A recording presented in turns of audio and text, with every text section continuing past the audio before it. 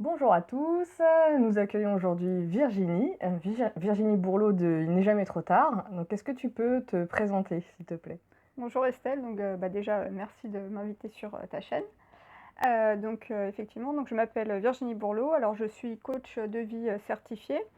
Je propose des séances individuelles et j'anime aussi des ateliers, notamment sur la pensée positive, la gestion du temps et la productivité, et aussi sur l'estime de soi. D'accord. Alors moi, j'avais envie de te poser quelques questions parce que je sais que tu as une chaîne YouTube Oui. depuis quelques mois et j'aimerais bien que tu m'en parles. Je voulais savoir pourquoi tu l'avais créée. Alors, pourquoi je l'ai créée?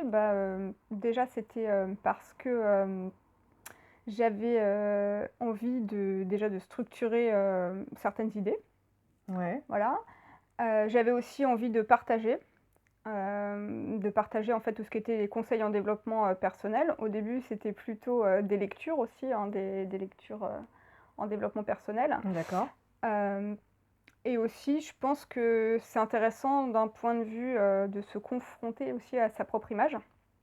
Ça, c'est intéressant parce qu'au début, c'est dur, Ouais, dans le sens où on n'a pas l'habitude et on se retrouve en face d'une caméra et on ne sait pas forcément trop quoi dire, on ne sait pas comment structurer son discours. mhm, Et en fait, c'est vraiment un très bon exercice de voir comment en fait, enfin, comment on est et en fait l'image qu'on renvoie et tous les mécanismes ou l'éthique de langage qu'on a.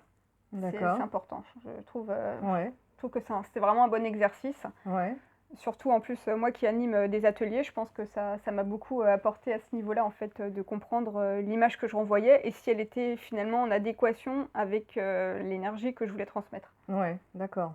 Ok. Et est-ce que tu peux nous dire les personnes que tu reçois sur ta chaîne, quel genre de choses en fait tu réalises?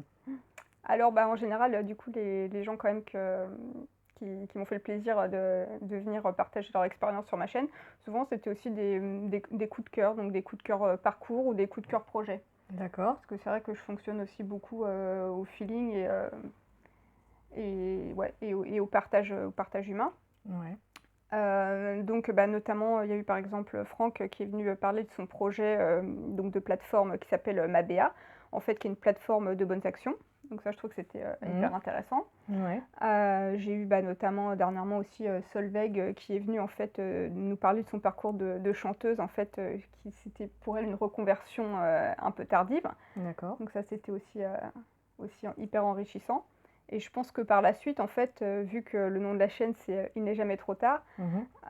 je voudrais faire plus d'interviews sur justement les changements de parcours tardifs, parce que ça soit de vie ou professionnel, parce que finalement, bah oui, c'est vrai, il est jamais trop tard en fait pour changer, pour évoluer.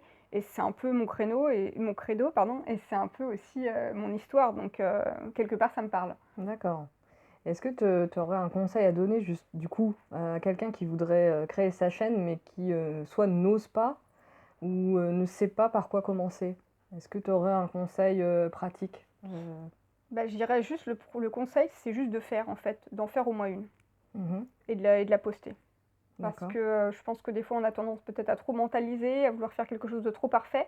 Ouais. Mais de toute façon, comme tout, la première fois, c'est loin d'être parfait, hein. Ce qui est intéressant justement, c'est l'évolution en fait, c'est de se voir évoluer. Mhm. Et donc oui, vraiment le conseil, ça serait surtout de faire en fait et de poster sa première vidéo. Et de toute façon, de ne pas trop s'en faire, parce qu'en général, la première vidéo, c'est peut-être les amis proches qui vont la voir, parce qu'on leur aura dit Mm. de la regarder, ou votre mère, ou votre père, mais de toute façon, voilà, faut pas non plus penser que tout le monde, voilà, que la terre entière va la voir. Mm. Donc, ouais, c'est d'en faire au moins une première et puis de se faire un feedback, de se dire ce qui nous a plu, ce qui nous a pas plu. Alors, moi, c'est vrai que la première, ça m'a fait vraiment bizarre de me voir et je me suis dit, enfin, il y avait quelque chose qui passait pas. Je me suis dit, mais finalement, est-ce que c'est grave? Le plus important, c'est ce que je dis. C'est Mm. pas si je me trouve jolie ou pas jolie, en fait. Et partant de ce principe-là, si on a vraiment quelque chose à dire ou à transmettre, donc ça peut être n'importe quoi, même dans l'humour Mhm. ou autre, finalement, c'est ça le plus important, en fait. C'est ce qu'on dit, c'est son discours Ok. et ce qu'on a envie de partager. Parce que finalement, YouTube, c'est comme le blogging ou autre, Mhm. hein, c'est quand même un espace d'expression, quoi. Donc, c'est son espace d'expression. Mhm. D'accord, Mm. super. Bah, merci Virginie, Bah, merci merci à de toi. nous avoir partagé ton expérience. Merci à toi, Esther.